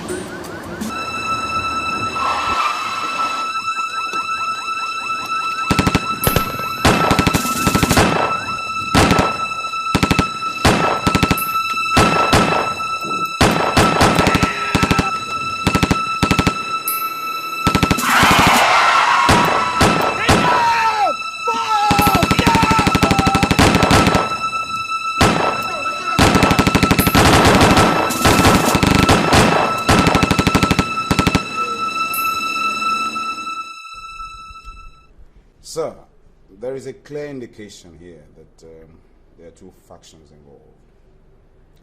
And both have rival interests. I don't understand what you're talking about yet.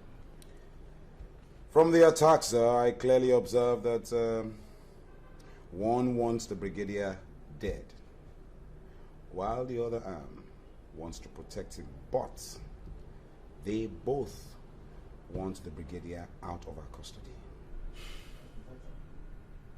I see. The protective arm was led by Jack. Yes, sir. And the other one was led by an unknown man. They were the same men that attacked the FBI headquarters and the hospital.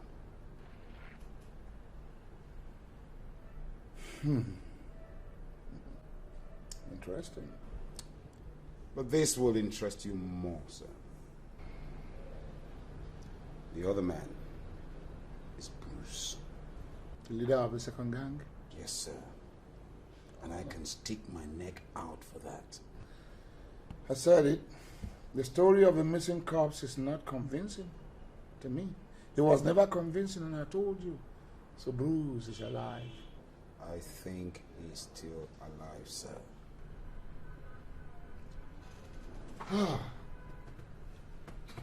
This situation is getting more and more complicated. Yes. Now listen, Agent Duke. Move the Brigadier again to another unknown destination. And do that fast. Will do, sir. And fast. Okay, sir.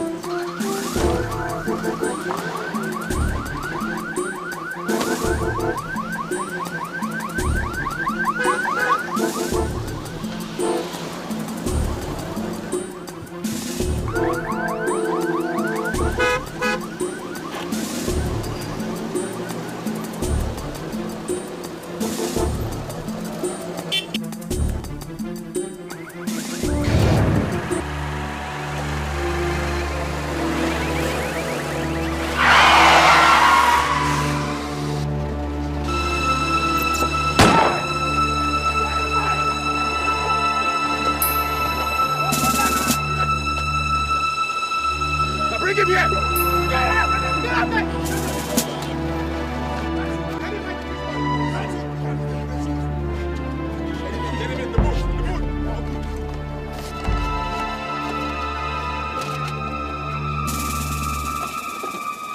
Go inside! Go!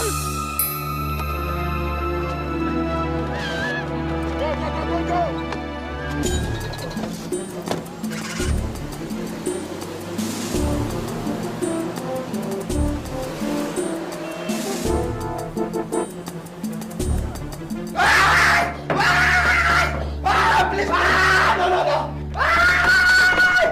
Who the hell is your boss? I am no boss. Now tell me, who sent you after the Brigadier? It is the devil's handwork. Nobody sent me. It's the devil's handwork. Oh, please. Shut up. No. Please. You're wasting my time! Who sent you after the Brigadier? You should have shot him when you know you couldn't get him out of the trap. How the hell did you let the FBI get him alive? How? And for all I know, he must be talking to the FBI. And that is bloody dangerous.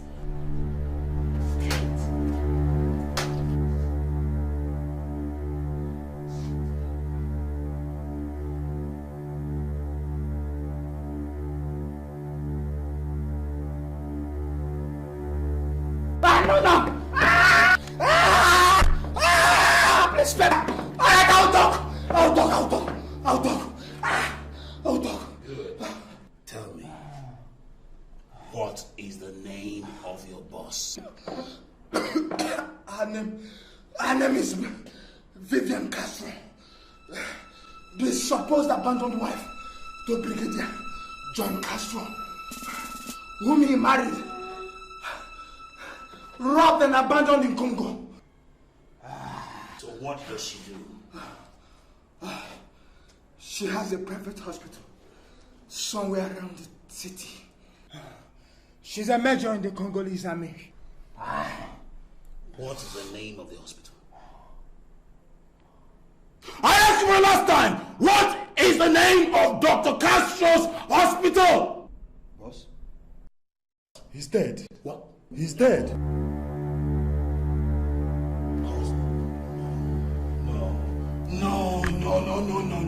No. Why do you have to die on me?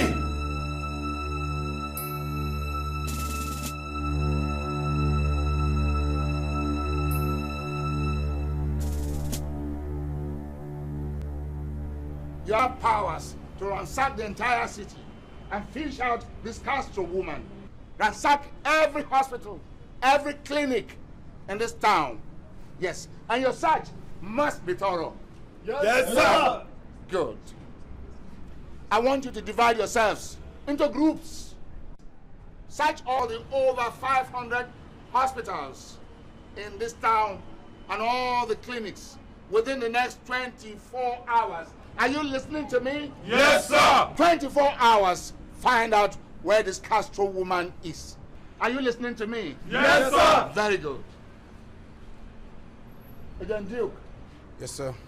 I want you to be on top of this operation. Yes, sir. Be on top of this operation. Yes, sir. Now move. Move. Go for it. Get her. Okay? Get her.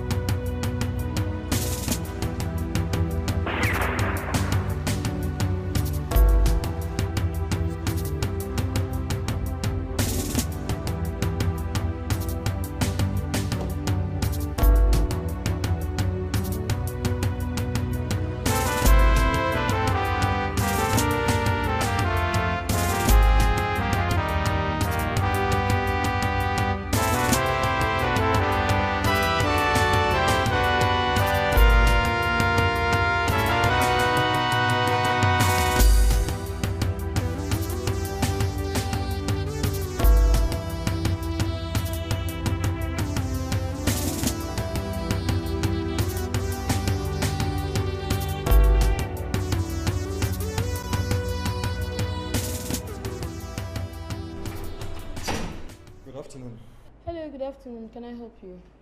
Yes. I'm here to see Dr. Vivian Castro. Can you show me the way? Who are you? And what gave you the impression Dr. Castro is in this hospital? I am James Adelaja, a patient, and I was referred here from St. Luke's Hospital.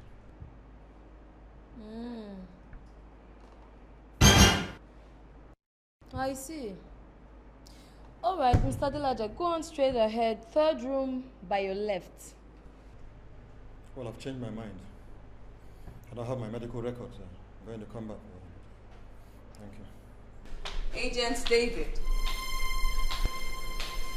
you're most welcome to my hospital. I can see you have very special interest in the picture of my runaway husband. And I'm sure you're quite aware that he's been declared my #1 enemy. So tell me, what do you want from me? I know you and the FBI have been hunting the whole city looking for me. And now that you found me, what do you want from me? Nothing, madam. As you can see, I was already on my way out. I'm sorry, Agent David. It's quite unfortunate because you're not going to leave this hospital alive.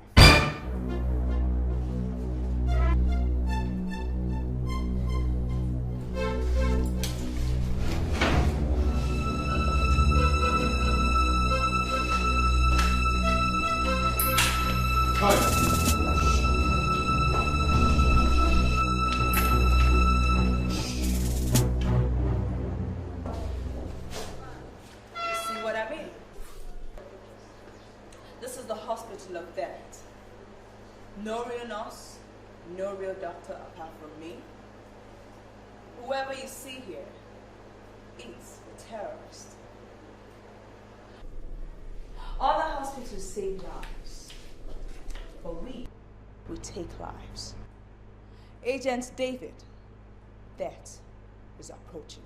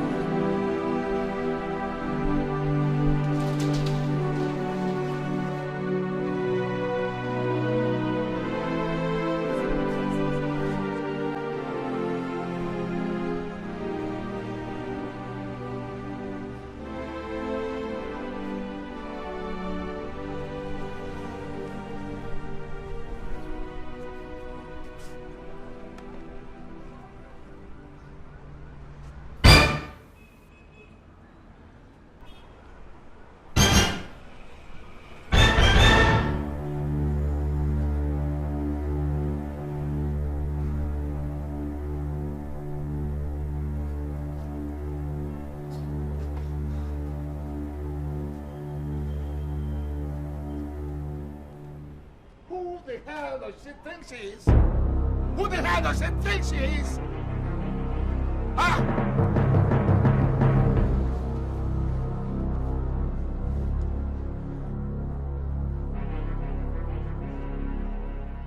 Agent Duke. Yes, sir. Today I give you full powers to attack and level the Vivian Castro Foundation Hospital. Did you hear what I said? Yes, sir. Attack that building and reduce it to rubble. If the need arises, spare no soul. Yes, sir. Did you hear what I said? Crystal. Spare no soul. Yes, I am sick and tired of terrorists in this country. I am sick and tired. Did you hear me? You have full orders. Yes, sir. Move! Yes, sir!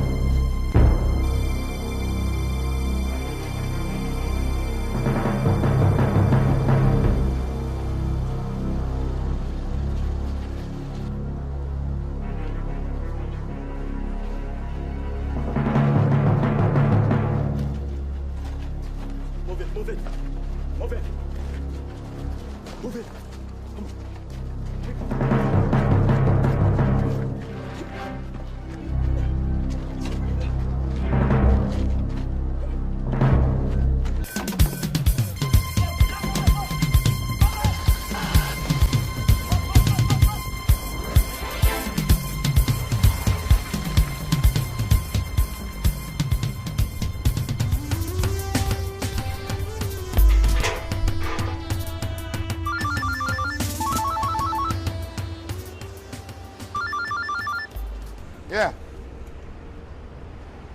Agent Dikeh. This is Agent Bernard. Yes?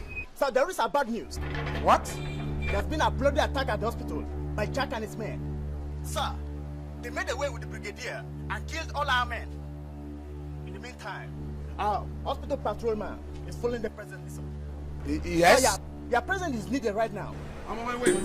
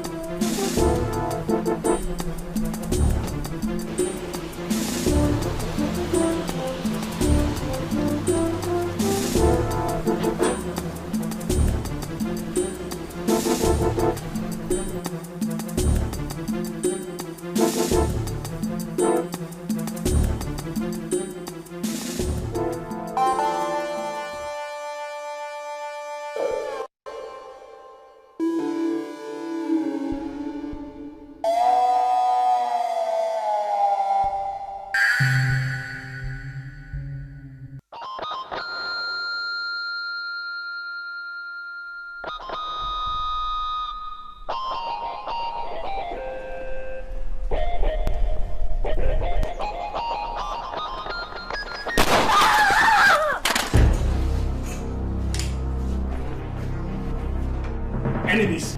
Doctors, find a way! Come on, take position.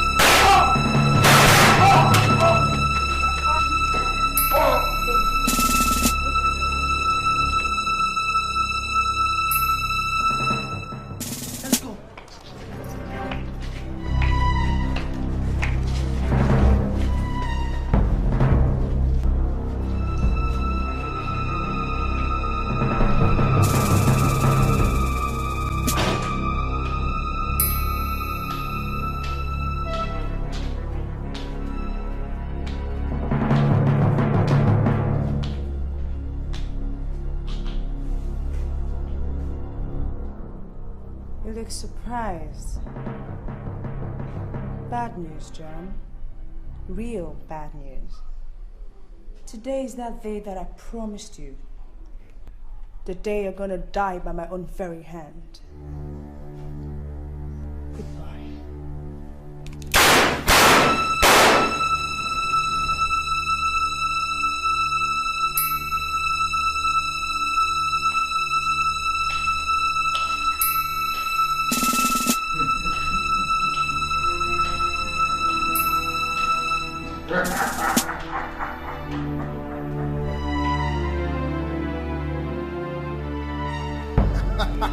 Hey, bro. Now that this whole thing is over, do you know what I'm gonna do? Tell me about it. I'm gonna get myself that sweet JV Avalanche. Oh, yeah? Let's toast, gentlemen. I want to first of all congratulate you guys for bringing down the Brigadier, dead and cold. At long last. Now I can go back to my country in peace. And I'm gonna be on a cruise ride to the Caribbean. Gonna check me out some hula dancing, straight dancing. So good. Oh my God. Sweet molasses.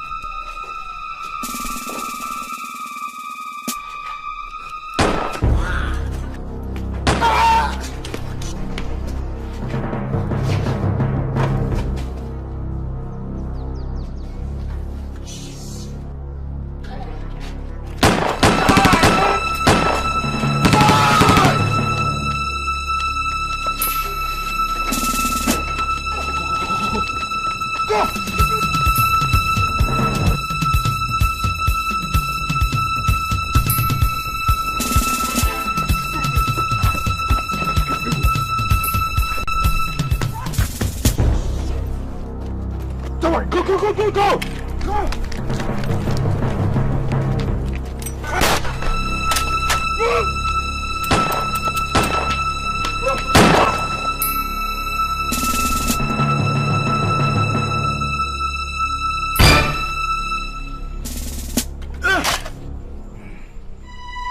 You've gotten to the end of the road, Bruce. No place to hide.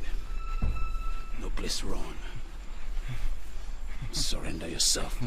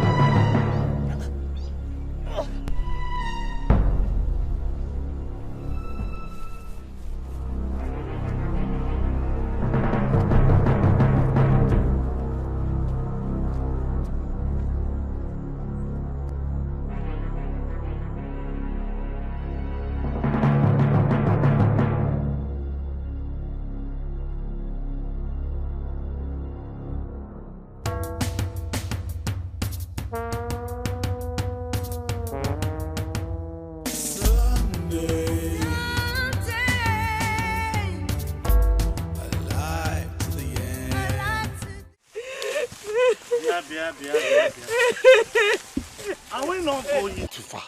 Eh? Let us dig the grave here now and bury this woman here. Here? Yes, now.